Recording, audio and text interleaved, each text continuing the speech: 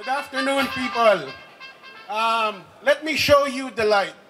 I want to make sure that you know a little bit about misconceptions to make you want to use your flash more often.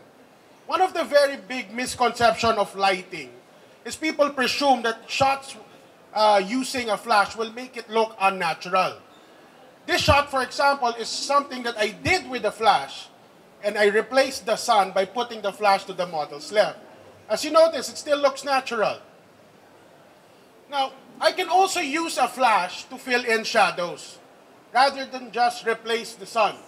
This is to bring out more detail in the shadow. No? So it doesn't mean if I use a flash, it looks fake. I can also replicate a scene. This one was shot indoors. Sa motel, actually. We had to light the background to actually make it look like it was shot outdoors. Another misconception is you can control the flash with your shutter speed. In fact, you cannot. If you notice here, as I control the shutter speed, only the background or the ambient scene gets affected, not the one that I shot with the flash. With that in mind, I can actually increase my shutter speed, underexpose the sky to make it come out blue. Now, I can also turn day into night. By underexposing the scene, even if it was shot at 10 a.m., 4 p.m., just by making my shot underexposed and using a flash, I can turn day into night. I can also freeze your subject. If you notice, the wine has been frozen because of the speed of the flash. Now, because of the speed of the flash, I can create unique light trails.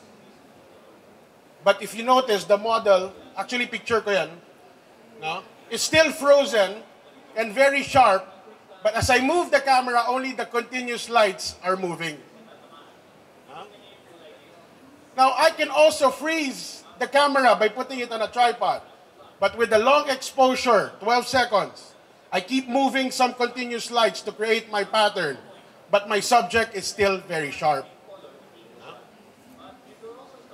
Now, people always presume when you shoot with a flash, it has to be bright.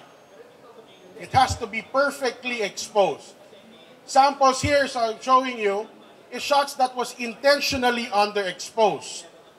Yet still, I presume, to a lot of people, still looks right. Another example of an underexposed shot. Pasensya na, medyo madilim yata yung screen. But there should be a little bit more detail. But as you notice, it doesn't mean just because you're using a flash, it has to be bright. Now, you can also overexpose. By overexposing the background, I can put more highlight on the subject rather than on the background.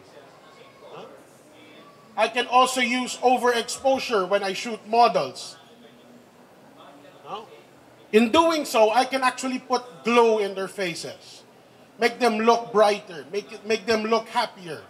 Kahit na medyo nakasimangot. Now, a lot of times when people start using flash, the main goal that they have is actually removing shadows. But you don't want to be removing shadows because shadows should be your friend. Very critical in a photograph because it does add drama to a picture. Shadows can also be used to add texture. Especially when you're trying to shoot products or food. No texture, it's not going to come out appealing. Now, if you're going to do and eliminate all the shadows, what you're going to come up with is going to be a very flat photo. A flat photo, no texture, no shadows. Pasensya na doon sa smiley, maraming bata yata dito. Now, shadows can also be used not just for texture but to show form. Curves, to show highlight curves.